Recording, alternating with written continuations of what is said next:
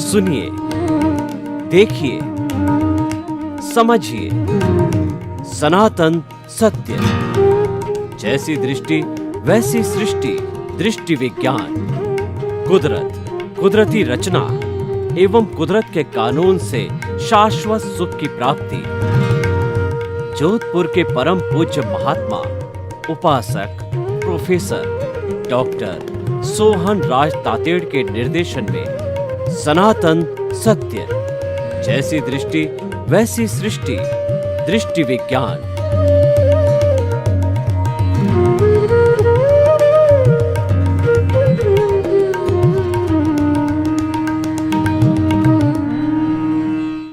आज का हमारा अति उत्तम विषय परिणाम और पुरुषार्थ, बहुत वैश्विक स्तर का ये विषय है और ये हरेक को जानना जरूरी है। मानव मात्र पर एप्लीकेशन होता है कि परिणाम क्या है और पुरुषार्थ क्या है। जब ये जानकारी हो जाती है तो व्यक्ति सही लाइन के अंदर चलता है। तो जो उसकी जो है सही लाइन का मिलने का अर्थ ये हुआ कि दिशा बदल दो, दशा बदल जाएगी। नजर बदल दो, नजरिया बदल जाएगा। दृष्टि बदल दो, सृष्टि बदल जाएगी। यानी आपने परिणाम और पुरुषार्थ को अच्छी तरह से समझ लिया तो जो है वो आप निरंतर गतिशील प्रोग्रेस करते रहोगे। और वैसे परिणाम और पुरुषार्थ एक सिक्के के दो पहलू हैं। वो कॉम्प्लीमेंट्री है, वो उससे जुड़ा हुआ है। जो पुरुषार्थ होता है वही परिणाम में बदलता है और उस परिणाम को बदलता है, यानी वो तो डेड हो गया, उसको डिस्चार्ज कहते हैं। उस डिस्चार्ज पर कोई नया रिएक्शन नहीं करना, नई साइकिल फॉर्मेशन नहीं करना, वह जो है मुक्ति का मार्ग है, वह रियल पुरुषार्थ है, वह शाश्वत सुख पाने का पुरुषार्थ है। क्योंकि हम पुरुषार्थ परिणाम, पुरुषार्थ परिणाम, पुरुषार्थ परिणाम करते रहेंगे तो क्या होगा कि हम जो है इस 84 लाख जीवा योनि की साइकिल में घूमते जा रहे हैं और घूमते रहेंगे। घूमते तो हैं ही हैं जब ये मनुष्य जीवन मिला, वरना तो आज हम मुक्ति में होते। अगर हमने इस परिणाम और पुरुषार्थ को समझ लिया होता, यानी रियल क्या है, रिलेटिव क्या है, और हमने जो है सम्यक दर्शन प्राप्त कर लिया होता तो हमारी स्थिति और होती। तो हमको सम्यक दर्शन मिले, हमको एनलाइटनमेंट मिले, हमको जो है ज्ञान मिले, अज्ञान से छुटकारा पाकर हम ज्ञान मिले और ज्ञान को हम सतत एप्लीकेशन करते करते विज्ञान पे जावे। विज्ञान की चरम सीमा है वो रियल पुरुषार्थ की चरम सीमा है, उसको केवल दर्शन कहते हैं। उसके बाद पुरुषार्थ समाप्त हो जाता है, प्रतिष्ठित आत्मा समाप्त हो जाती है, अज्ञान समाप्त हो जाता है, मन समाप्त हो जाता है और सब चीज़ जब समाप्त होती है, जो फिर वो परमानेंट सुख की अवस्था, जिसको शाश्वत सुख कहते हैं, मुक्ति कहते हैं, मोक्ष कहते हैं, वो प्राप्त हो जाता है। अब देखिए, अब हम चलते हैं। परिणाम किसे कहते हैं? परिणाम रिजल्ट को कहते हैं। जब हमने परीक्षा दे दी और परीक्षा का 3 घंटे की घंटी बज करके वह हमारी आंसर शीट जो है वो एग्जामिनर के पास चली गई, तभी तो परिणाम निकलेगा। अगर आपने आंसर शीट को फाड़ दिया परीक्षा देने के बाद, या आपने परीक्षा दी नहीं, आंसर शीट बनाई नहीं, जब आंसर शीट ही नहीं बनाई तो एग्जामिनर आपको क्या रिजल्ट देगा? वो तो आपकी जो लिस्ट है उसमें एब्सेंट लिखेगा, क्योंकि answer sheet means absent of the student. तो आप देखिए, हमने जो है आंसर शीट का अर्थ हुआ कि पिछले जन्म के अंदर, मान लीजिए कि वर्तमान में ये सोहन राज है, पिछले जन्म में इसका नाम यशवंत राज था, क्यों साइकिल चल रही है, और आने वाले जन्म में मोहन राज होगा। आप याद रखना, यशवंत राज, मोहन, सोहन राज और मोहन राज। तो यशवंत राज पिछले जन्म में था, तो उसने पूरे अपना जो भी आयुष्य काल 60, 70, 80 जो भी रहा होगा, उसके भीतर वह जो है वो आंसर शीट तैयार कर रहा है, यानी कि वो हर क्षण भाव डाल रहा है, जिसको चार्जिंग कहते हैं। क्योंकि जो हमारी जो ये मन वचन काया है, ये रियल रिलेटिव कोई भी है, ये पुरुषार्थ करती रहती है, तो भाव डालती रहती है। भाव जो है 3 तरह के भाव होते हैं।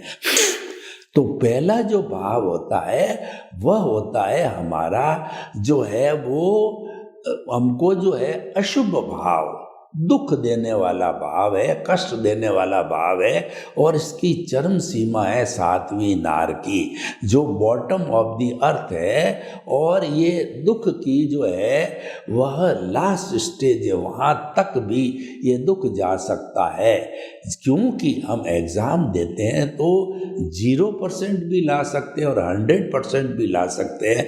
100/100 मीन्स जो है जीवन के इस एग्ज़ाम में आपने 100% का मतलब पुरुषार्थ और मुक्ति की अवस्था आ जाती है आगे, और 0% का अर्थ हो गया आप 7वीं नार की तक भी चले गए। तो उसने जैसे जैसे भाव डाले वो इकट्ठे होते रहे। पहले भाव को समझ लें, क्योंकि जो क्रिया से मुक्ति नहीं है, मुक्ति भावों से है। तो भाव पक्ष को समझना बहुत जरूरी है। एक तो अशुभ भाव हो गया जो कि हमको दुख प्राप्त देता है, कन्वर्ट होता है जब परिणाम में, जब जो अशुभ भाव तो पुरुषार्थ है, यानी भाव पक्ष है वो पुरुषार्थ है, और जो हमारा उदय प्रारब्ध है वो परिणाम है।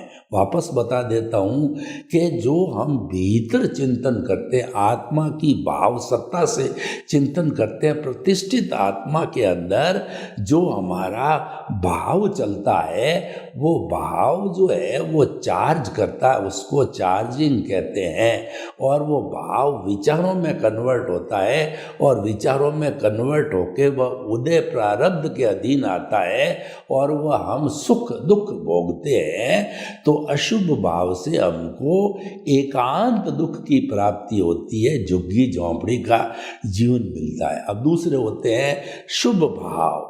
शुभ भाव हम जो है किसी को दुख न देने का भाव करते हैं, हम जो ऐसा भाव करते हैं कि जो है हमारे अच्छा हो, और के कष्ट की बात नहीं, अपने खुद के डेवलपमेंट की बात करती। मुझे ऐसे माता मिले, ऐसे पिता मिले, ऐसा धंधा मिले, मुझे इंजीनियर बनना, यानी सांसारिक बातें करता है, चिंतन करता है, उसमें रस लेता है, उसमें इंटरेस्ट लेता है, वैसा उसका इंटेंशन होता है। और पिछले जन्म का जो है ज्ञान दर्शन है, ये सभी मिलकर के प्रतिष्ठित आत्मा के अंदर भाव पढ़ करके वो कॉज बनता है, और एक कॉज को कॉज कहते हैं, और ऐसे बंच ऑफ दी कॉजेज जो है बनते हैं उसको कॉजल बॉडी कहते हैं।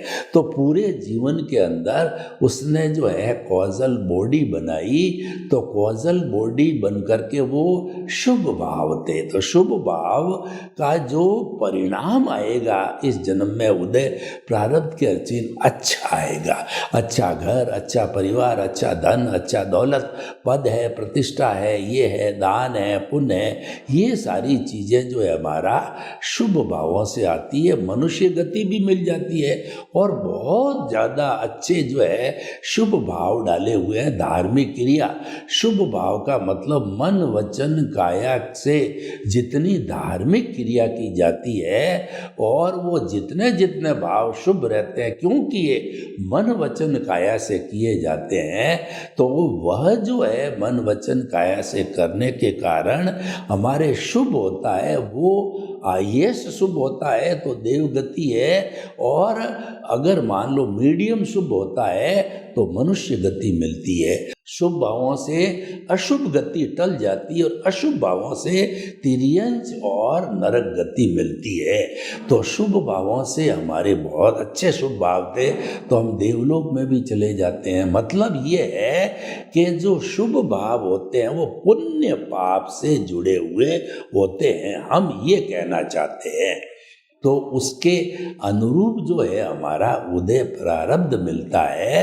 और एक होता है शुद्ध भाव। शुद्ध भाव का मतलब केंद्र के अंदर जो है आत्मा को रखा जाता है कि मन वचन काया से मुक्त, ऐसा मैं शुद्ध आत्मा हूँ। मन वचन काया कुदरती रचना, मन वचन काया कुदरती रचना से मुक्त, ऐसा मैं शुद्ध आत्मा हूँ। यानी शुद्ध आत्मा चेतना के साथ जुड़ा रहता है, उसको एनलाइटनमेंट होता है, उसको सम्यक ज्ञान होता है, उसको सम्यक दर्शन होता है। जीवन भर जो है वो शुद्ध आत्मा की उपासना करता है।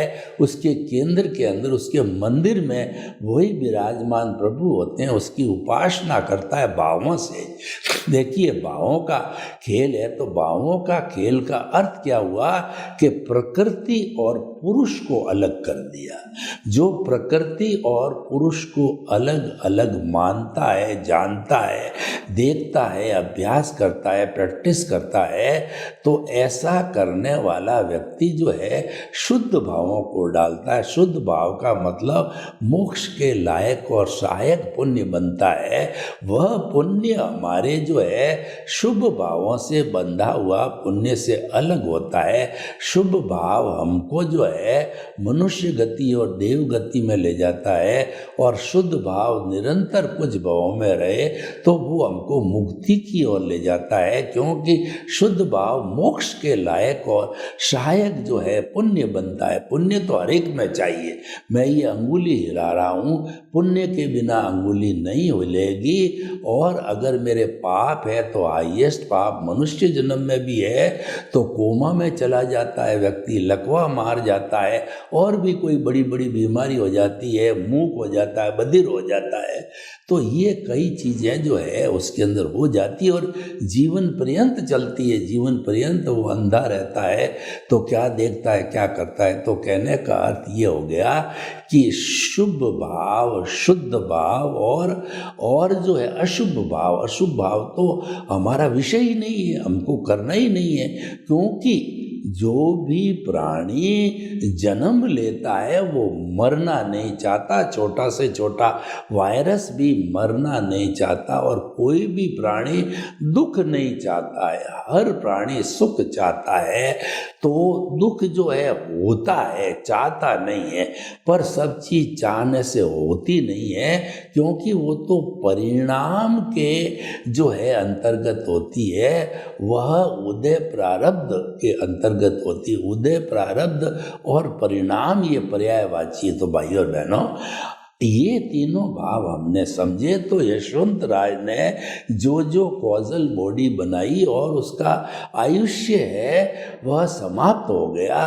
तो आयुष्य समाप्त होने के बाद जितनी कॉजल बॉडी थी इस जन्म के अंदर भाव कर्म थे वो द्रव्य कर्म बनते हैं। क्योंकि द्रव्य कर्म बिना परिणाम नहीं होता, भाव कर्म परिणाम नहीं देख सकते हैं। वो तो एक कॉजल बॉडी होती है। परिणाम को भुगतने के लिए ग्रॉस बॉडी का होना जरूरी है। वह कॉजल बॉडी तो कार्बन शरीर है, वह परिणाम को स्टोर कर सकती है, परिणाम भुगत नहीं सकती है। तो उस कॉजल बॉडी ने हमको ये सोहन राज का दिया, और जन्म से मृत्यु तक पिछले जन्म में जो कुछ भी कॉजल बॉडी बना के लाए हैं उसका नाम है कि जो आप स्क्रिप्ट लिख के लाए हो, जो आप फिल्म बना करके लाए हो, जो परिणाम लेकर के आए हो, और जो कर्जा लेकर के आए हो, जो डेबिट क्रेडिट बना करके आए हो, और जो हिसाब लेकर के आए हो, वो समय अनुसार प्रकृति स्थिति प्रदेश अनुभाग के अनुसार जो है वो परिणाम खुलता रहता है। सुख दुख के रूप के ये शरीर जो है सुख दुख की अनुभूति करता रहता है और वो जड़ होता है और कोई भी वो अवस्था से जुड़ा हुआ होता है। इसीलिए कहते हैं मन वचन काया।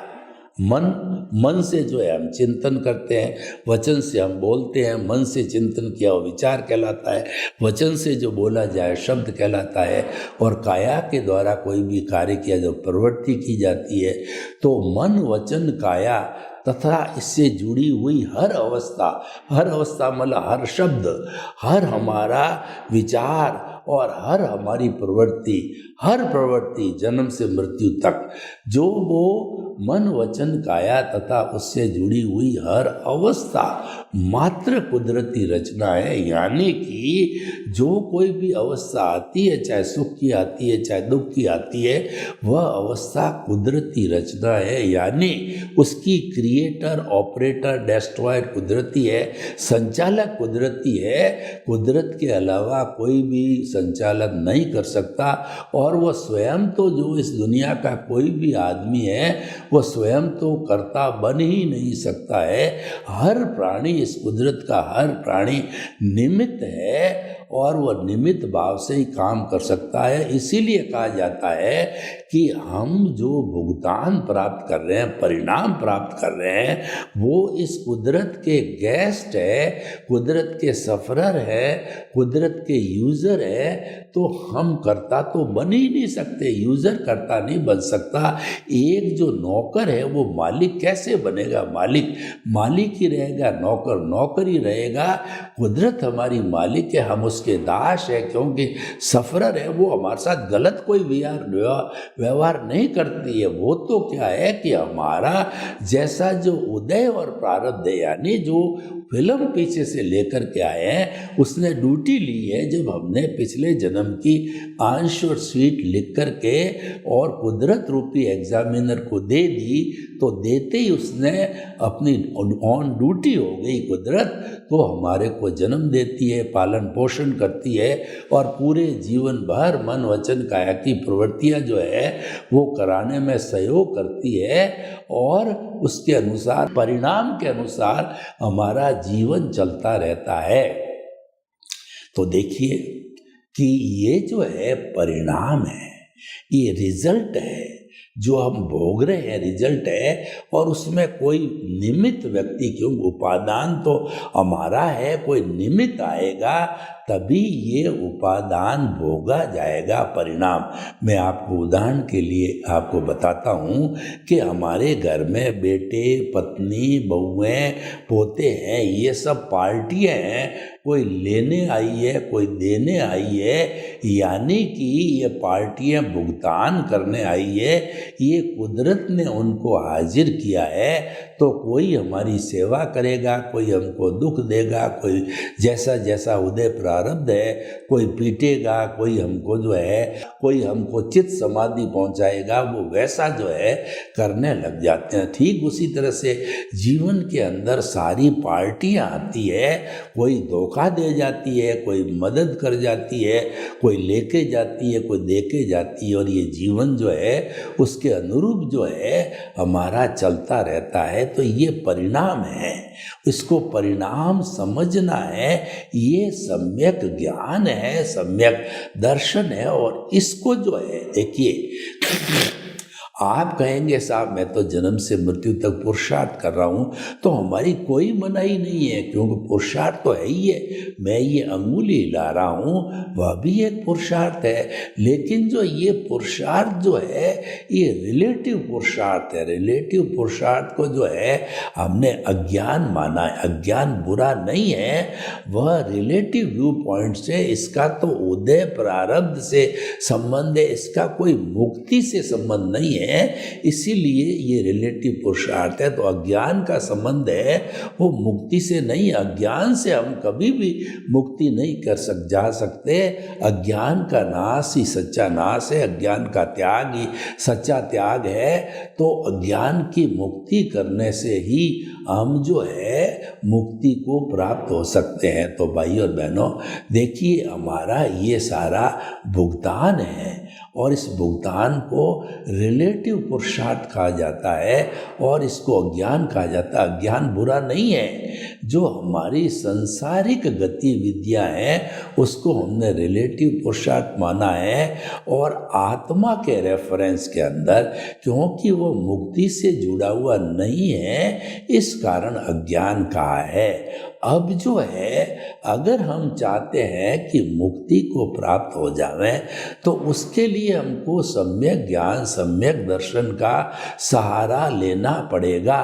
यानी कि हमारा मिथ्या ज्ञान, मिथ्या दर्शन जो चल रहा है उसको अगर हम परिणाम मानने लग जाते हैं, परिणाम को परिणाम मानते हो और कुदरत को अपना संचालक मानते हो, तो ये सम्यक ज्ञान, सम्यक दर्शन हो गया। मतलब अलग से कुछ नहीं करना है और कुदरती रचना आप मानते रहो।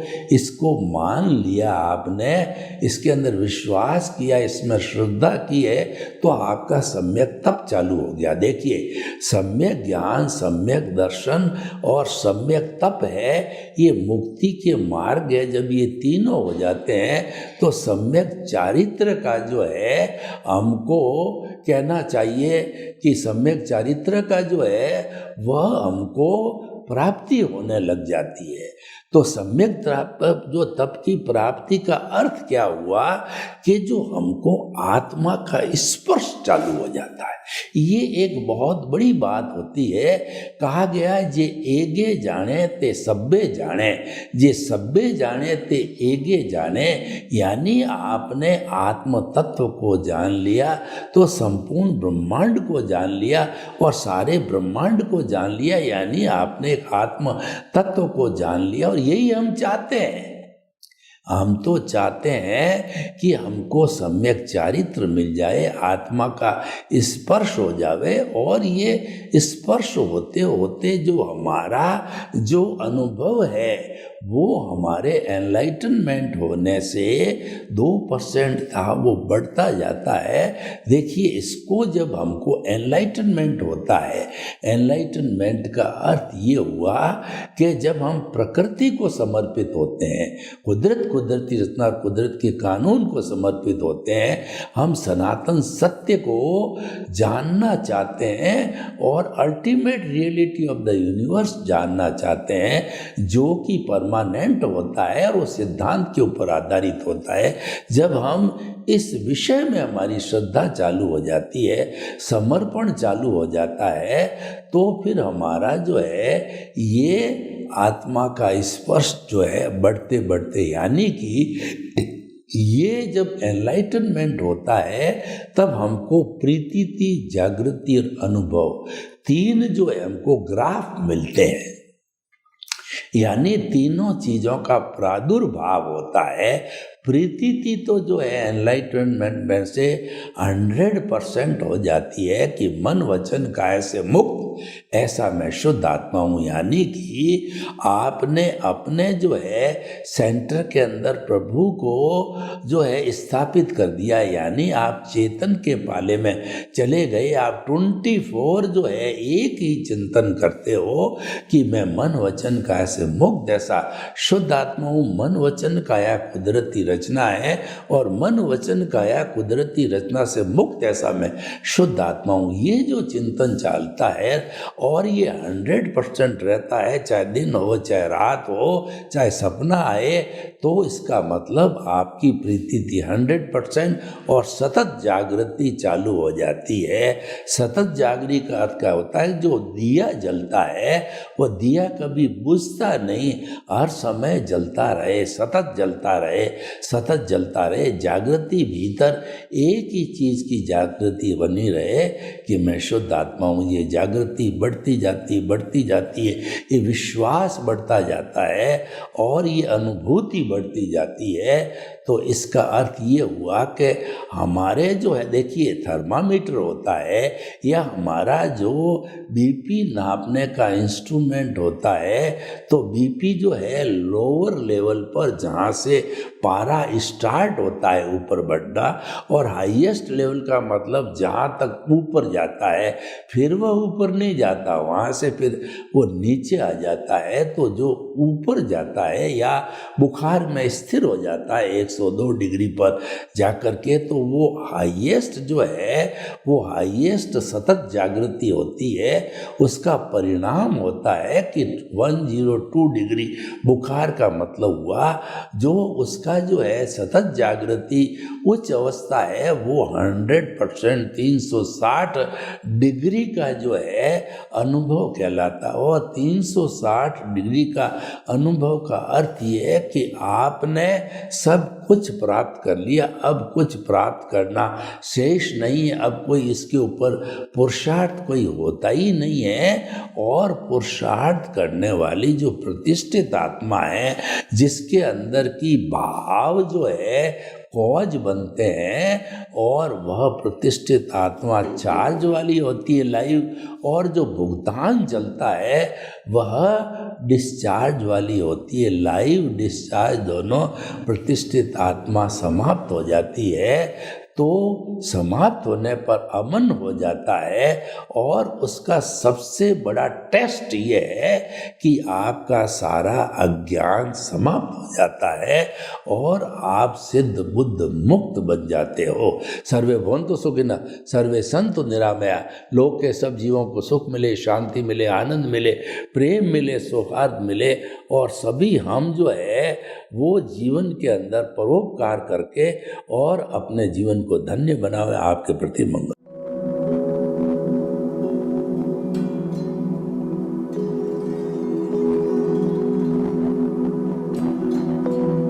एक ऐसा अंतर्राष्ट्रीय ख्याति प्राप्त मानव जो गुरु प्रेरणा से पिछले 20 वर्षों से वानप्रस्थ जीवन जीते हुए 24 घंटे मानवता की सेवा में संलग्न है।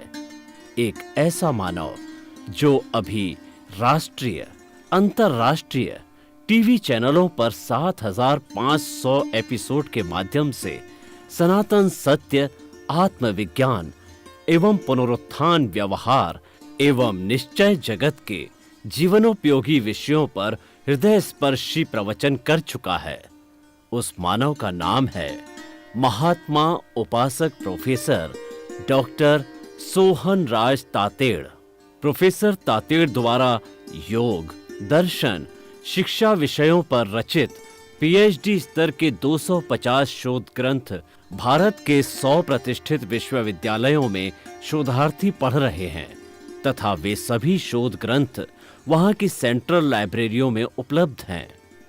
महात्मा सोहन राज ने अभी तक हजारों स्कूलों, कॉलेजों, विश्वविद्यालयों एवं संस्थाओं में सेमिनार, वर्कशॉप, कैंप लगाकर लाखों विद्यार्थियों को योग, दर्शन, शिक्षा का प्रशिक्षण देकर उन्हें सुसंस्कारित किया। डॉक्टर तातेड़ ने भारतीय संस्कृति उत्थान के 4000 से अधिक समसामयिक विषयों पर आर्टिकल लिखकर ऑनलाइन जर्नल, पत्रिकाओं, वेबसाइट्स पर प्रकाशित किया, जिसका उपयोग लाखों पाठक कर रहे हैं।